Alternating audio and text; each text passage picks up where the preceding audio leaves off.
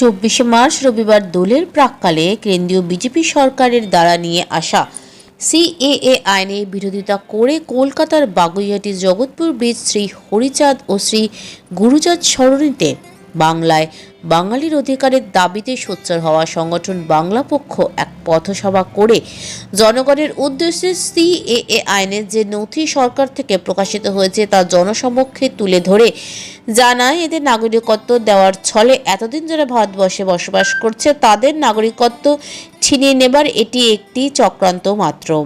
এতে কোনো ভারতীয় নাগরিকত্বের গ্যারান্টি নেই, এমনকি এতে বাংলাদেশ বা পাকিস্তানের কাগজ পরিবেশনের নির্দেশ রয়েছে। বাংলা পক্ষের সদস্যরা আরও জানান, কেন্দ্রীয় সরকার বাঙালি, মতুয়া, নমশূদ্র সহ উদ্বাস্তুদের নাগরিকত্ব না দেওয়ার চক্রান্তেই এহেন আইন এনেছেন। ইতিমধ্যে বাংলায় এক যুবক সিএএ আইনের ভিত্তিতে আত্মহত্যা করলে তারও প্রসঙ্গ ওঠে এই মঞ্চ থেকে। তারা বিজেপি প্রার্থী শান্তনু ঠাকুরেরও তীব্র নিন্দা করে। এই দিন বাংলা পক্ষ সংগঠন থেকে মঞ্চে উপস্থিত ছিলেন সংগঠনের সাধারণ সম্পাদক গর্গ চট্টোপাধ্যায়, শীর্ষ পরিষদ সদস্য মনন মণ্ডল, ডক্টর আব্দুল লতিফ, উত্তর 24 পরগনা শহরাঞ্চল জেলার সম্পাদক পিন্টু রায়, অভিজিৎ দে সহ অন্যান্যরা।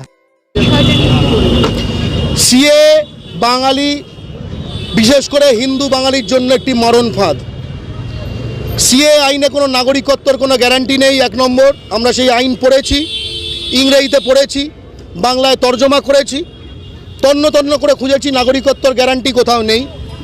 সেখানে বাংলাদেশের ডকুমেন্ট দিতে হবে, পাকিস্তানের ডকুমেন্ট দিতে হবে, যে অধিকাংশ হিন্দু বাঙালি ওপার থেকে আসে তারা কেউ দিতে পারবে না। সেখানে নিজেকে বেনাগরিক ঘোষণা করতে হবে, আদালতে হলফনামা দিয়ে সেটাকে আপলোড করতে হবে, অর্থাৎ আমরা রয়েছি নাগরিক করে দেওয়া হবে বেনাগরিক, তারপরে নাগরিকত্ব পাওয়ার কোনো গ্যারান্টি নেই। সারাক্ষণ TV9, রিপাবলিক, এইসব 24 ঘন্টা সব চ্যানেল থেকে বাঙালিকে ভয় পাওয়ানো হচ্ছে, তাকে বেনাগরিক বোঝানো হচ্ছে, যার কারণে এই গত সোমবার নাগাদ দেবাশিস সেনগুপ্ত নেতাজি নগরে 37 বছরের পূর্ববঙ্গ থেকে আসা ফ্যামিলি, তার যুবক একমাত্র ছেলে, তার পরিবারের, সে মারা গেল, আত্মহত্যা করলো। সে প্রথমজন নয়, পশ্চিমবঙ্গে প্রায় 20 জন আত্মহত্যা করেছে, প্রায় সকলেই হিন্দু বাঙালি। আসামে প্রায় 200 জন আত্মহত্যা করেছে, প্রায় সকলেই হিন্দু বাঙালি। আসামে NRC করে 12 লাখ হিন্দু বাঙালিকে নাগরিকত্বহীন করে দেওয়া হয়েছে। হাজার হাজার হিন্দু বাঙালি সেখানে ডিটেনশন ক্যাম্পে রাখা হয়েছে, ভোটার লিস্ট থেকে নাম কেটে দেওয়া হয়েছে। বাঙালিকে আর কিন্তু মুরগি করা যাবে না। বাঙালির বিরুদ্ধে এই চক্রান্ত, বিজেপির এই চক্রান্ত, অমিত শাহর এই চক্রান্ত, নরেন্দ্র মোদীর এই চক্রান্ত এবং তাদের যে দালাল শুভেন্দু অধিকারী, শান্তনু ঠাকুর ইত্যাদি, অসীম সরকার, এরা যে জিনিসটা করছেন, এরা জাতিদ্রোহিতা করছেন। এটা বলতে চাই যে সিএ যে রুলটা করা হয়েছে এবং যে আইনটা, এই আইনটার মাধ্যমে বাংলার যে প্রত্যেক উদ্বাস্তু বাঙালি তাদের কথা বলা নেই। এখানে প্রথমেই কাট অফ ডেট করে দেওয়া হয়েছে 31শে ডিসেম্বর 2014। এটা আমরা অত্যন্ত অন্যায় কাজ মনে করি।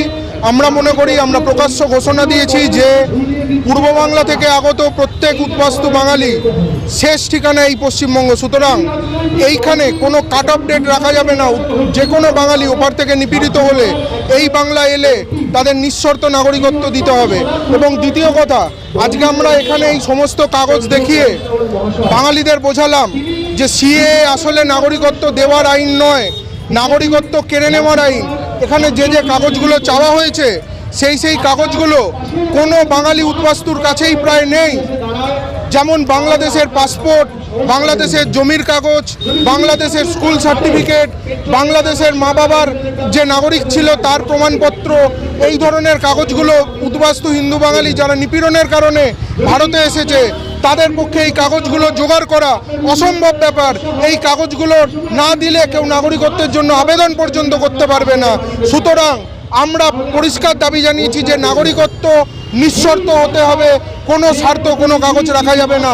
দ্বিতীয় সবথেকে গুরুত্বপূর্ণ, এখানে পরিষ্কার করে বলতে বলা হয়েছে আদালত থেকে হলফনামা দিয়ে যে শুধু আবেদন করলে হবে না, আদালত থেকে হলফনামা দিয়ে জুডিশিয়াল ম্যাজিস্ট্রেটের কাছে নিজেকে বাংলাদেশি ঘোষণা করতে হবে, অর্থাৎ অবৈধ অনুপ্রবেশকারী ঘোষণা করতে হবে।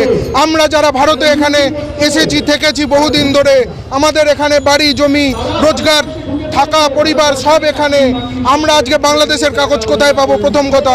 দ্বিতীয় কথা, আমরা আমাদের যাদের আধার কার্ড, ভোটার কার্ড, আমরা কেন নিজেদের বাংলাদেশি ঘোষণা করব?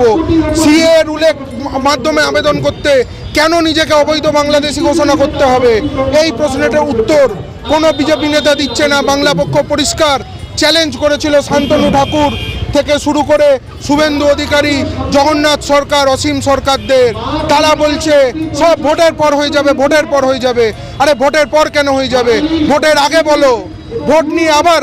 যেদিনকে এই সিএ আইন লাগু হলো এই বাংলার বুকে, সেদিনকে আমাদের যারা রয়েছে, আমরা সহযোদ্ধারা যারা রয়েছি, সারা রাত জেগে আমরা এই আইনটিকে পড়ার চেষ্টা করেছি এবং এর বঙ্গানুবাদ করেছি এবং জানার চেষ্টা করেছি। জানার পরের দিনই আমরা এই আইনটা সম্পর্কে যখন জানতে পারি, যে বুঝতে পেরেছি যে কত ভয়ঙ্কর এই বাঙালিকে মারার যে কল এই সিএ আইন, তখনই আমরা কিন্তু বলেছিলাম, আমরা চ্যালেঞ্জ করেছিলাম যারা এই আইনটি লাগু করেছে তাদের কি, যারা মুখপাত্র রয়েছে তারা, যে এখানকার শুভেন্দু অধিকারী রয়েছে, জগন্নাথ সরকার রয়েছে, তাদেরকে আমরা চ্যালেঞ্জ করেছিলাম যে আপনারা একবার আইনটা আমরা যেভাবে এই যে পড়ে দেখাচ্ছি, যেভাবে আমরা পেজ খুলে খুলে, আপনারা এইভাবে এই আইনটা পড়ে দেখান এবং জানান। তারা বলছেন যে কোনো কাগজ লাগবে না। সত্যি যদি কোনো কাগজ না লাগে তাহলে সেটা আপনার আইনের মাধ্যমে প্রকাশ করুন। আমরা এই রাজ্যের মুখ্যমন্ত্রীকে আমরা নির্বাচিত করেছি, এই রাষ্ট্রের প্রধানমন্ত্রীকে আমরা নির্বাচিত করেছি কিসে? ভোটদানের মাধ্যমে। আজকে আমরাই বেনাগরিক, আজকে আমাদেরই নাগরিকত্বের প্রমাণ দিতে হবে। আমরা বলতে কষ্ট হয় যে আমাদের ভাগ্য হলো সুভাষচন্দ্র বসু, ক্ষুদিরাম, প্রফুল্ল চাকি এরা বেঁচে নেই, তাহলে হয়তো আজকে তাদেরকেও নাগরিকত্বের প্রমাণ দিতে হতো।